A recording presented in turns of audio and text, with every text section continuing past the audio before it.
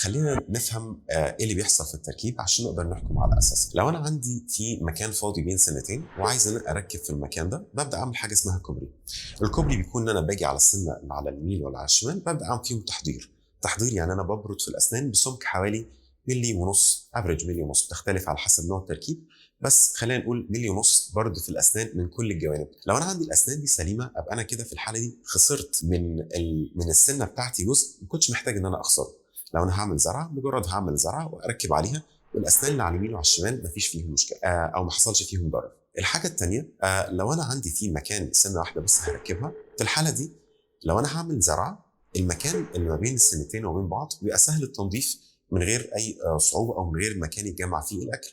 لكن لو انا عندي فيه كوبري موجود، حتى ممكن بعد فتره الكونكشن او الجزء اللي هو المستخبي ما بين السنه وتحت الكوبري ده، الجزء ده بيكون عرضه ان يحصل فيه تسوس لو احنا ما نضفناهوش بشكل كويس، والوصول ليه ساعات ما بيكونش سهل. طبعا في الحاله دي الافضل ان احنا نعمل الجزء بتاع الزراعه.